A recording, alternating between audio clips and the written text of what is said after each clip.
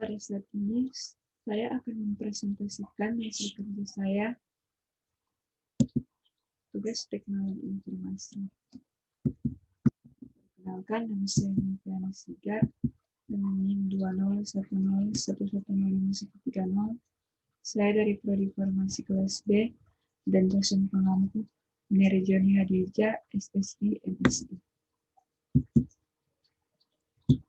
Berikut ini adalah jurnal farmasi yang berjudul Evaluasi Perencanaan dan Pengadaan Obat di Instalasi Farmasi Rumah Sakit Umum Pusat Profesor Dr. R.D. Kando Manado berdasarkan analisis ADCVN. Yang pertama, pendahuluan. Perencanaan perbekalan farmasi ialah menetapkan jenis dan jumlah perbekalan farmasi sesuai dengan pola penyakit dan kebutuhan pelayanan kesehatan di rumah sakit. Pengadaan merupakan kegiatan untuk merealisasikan kebutuhan yang telah direncanakan dan disetujui melalui pembelian, baik secara langsung atau tender dari distributor, produksi atau pembuatan sediaan farmasi, baik steril maupun non-steril, maupun berasal dari sumbangan atau hibah. Sistem perencanaan perbekalan farmasi diperlukan evaluasi perencanaan untuk mengendalikan pengadaan obat-obat, diantaranya ialah analisis ABC, analisis VEN atau vital, esensial, non-esensial, dan analisis EOQ atau Economy Order Quantity. Metode analisis ABC merupakan metode pembuatan grup atau penggolongan berdasarkan perangkat nilai dari nilai tertinggi hingga nilai terendah dan dibagi menjadi 3 kelompok besar yang disebut kelompok A atau nilai investasi tinggi, B nilai investasi sedang, dan C nilai investasi rendah. Metode ini sangat berguna dalam memfokuskan perhatian manajemen terhadap penentuan jenis barang yang paling penting dan perlu diprioritaskan dalam persediaan.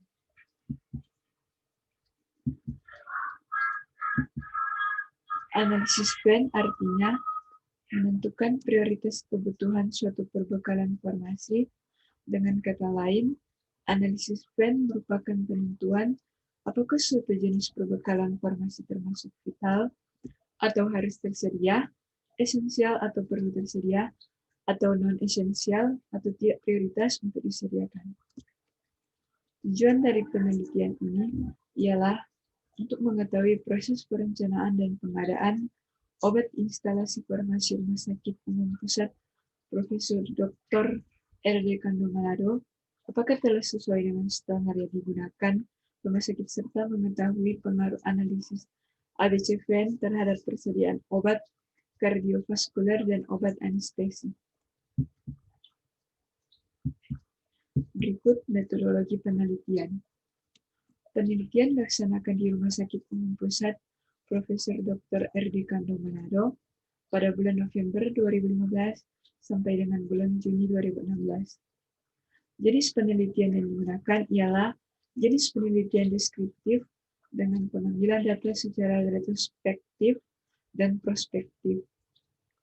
Terdapat 2 sumber data, yakni data primer yang diperoleh melalui wawancara kepala instalasi farmasi, kepala gudang, bagian unit pelayanan pengadaan, kepala pejabat pembuat komitmen atau PPK, panitia pemeriksa, dan penerima hasil kerja.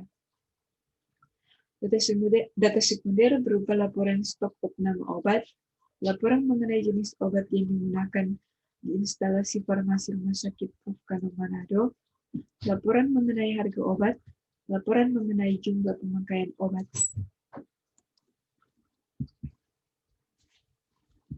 Berikut tinjauan pustaka. Perencanaan kebutuhan obat yang ada di Rumah Sakit Umum Pusat Profesor Dr. R.D. Kando Manado berdasarkan hasil wawancara alur perencanaan sesuai dengan standar operasional prosedur yang ada, akan tetapi masih belum efisien dalam hal penetapan jumlah perencanaan obat yang ada, karena dilihat dari hasil analisa, ada beberapa obat yang penggunaannya pada periode lalu telah habis, akan tetapi tidak masuk pada daftar perencanaan. Contohnya ialah obat ketamin injeksi. Selain itu juga, terdapat obat direncanakan berlebih. Jika dihitung rata-rata pemakaiannya, obat-obat tersebut akan mengalami penumpukan di gudang karena pemakaiannya melebihi dari pemakaian rata-rata. Contoh obat yang termasuk berlebih pada saat perencanaan ialah amiodarum. Terdapat obat yang jika dihitung rata-rata pemakaiannya, obat yang direncanakan dalam periode 4 bulan tidak akan mencukupi penggunaan obat. Hal ini dapat menyebabkan kekosongan obat. Berdasarkan teori Ansari 2009, hal yang harus diperhatikan dalam perencanaan yaitu alokasi dana yang tersedia, harga per item obat, dan penentuan berapa besar, serta kapan pemesanan harus dilakukan.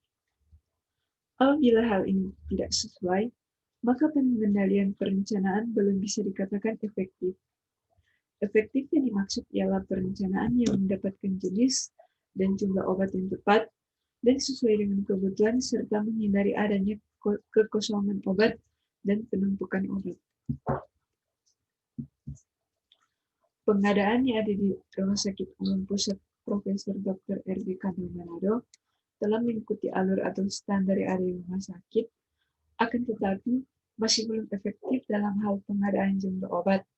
Hal ini terlihat berdasarkan hasil analisa terdapat beberapa obat yang direncanakan, akan tetapi pada saat pengadaan obat tersebut tidak ada dalam daftar penerimaan obat. Hal ini dapat mempengaruhi ketersediaan obat yang dapat menyebabkan kekosongan obat. Selain itu, ada beberapa obat yang pengadaannya lebih banyak dibandingkan dengan yang telah direncanakan. Hal ini dapat mempengaruhi persediaan obat, di mana obat-obat tersebut akan mengalami kelebihan. Dalam hal penentuan harga, di mana harga yang tercantum pada penerimaan barang ada yang lebih mahal dibandingkan dengan harga yang tercantum pada perencanaan.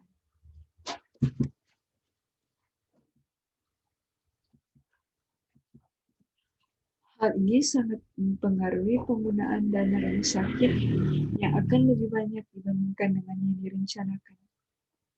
Pengadaan obat ini masih dikatakan belum efektif. Hal ini didukung dengan teori Huspada 2011 yang menyatakan bahwa pengadaan yang efektif ialah pengadaan yang ekonomis, menjamin ketersediaan dalam jenis dan jumlah yang tepat, serta harga yang ekonomis.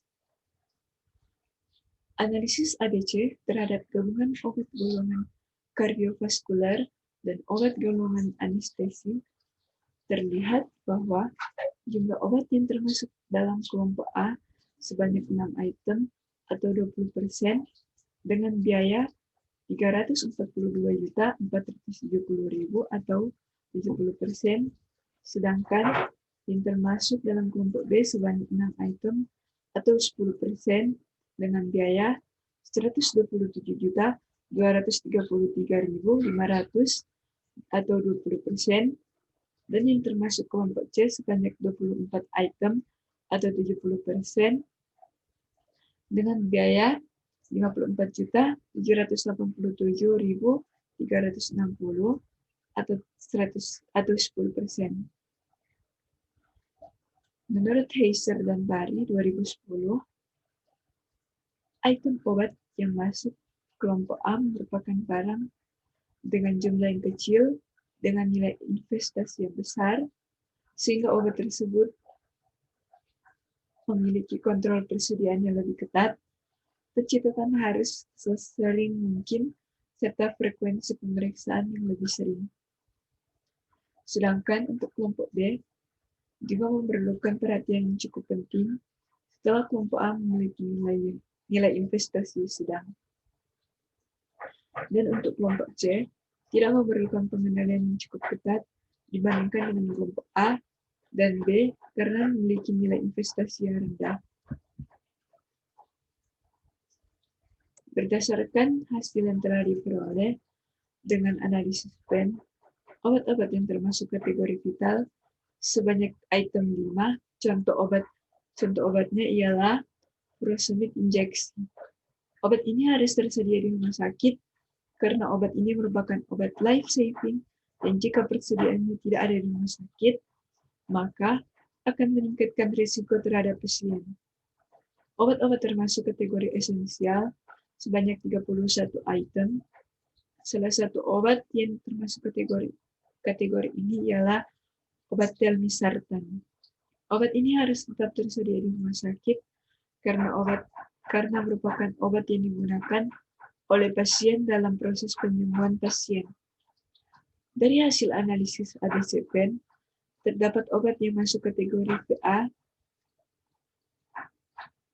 yang dilihat dari rata-rata pemakaiannya, volume pengadaan obatnya kurang, walaupun obat ini termasuk kategori A yang menyerap anggaran yang besar, akan tetapi membutuhkan perhatian yang khusus serta pengontrolan karena berhubungan dengan keselamatan pasien. Selain kategori FA, dalam kategori PC,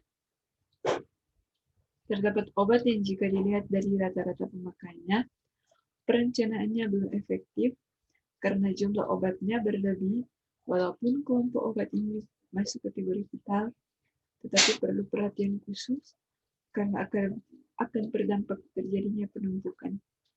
Selain kedua kategori tersebut, perlu juga diperhatikan obat-obat yang termasuk dalam kategori lain, seperti kategori EC, karena dari hasil analisa, terdapat obat yang volume perencanaannya berlebih dibandingkan dengan rata-rata pemakaiannya, walaupun obat-obat ini menyerap anggaran yang sedikit, akan tetapi lebih efektif jika persediaannya tepat, yakni tidak berlebih. Berdasarkan Anonim 2008, jenis perbekalan yang termasuk kategori A dari analisis ABC ialah jenis perbekalan farmasi yang diperlukan untuk penanggulangan penyakit terbanyak. Dengan kata lain, statusnya dari analisis PEN harus E dan sebagian V. Sebaliknya, jenis perbekalan dengan statusnya N harus masuk kategori C dari analisis ABC.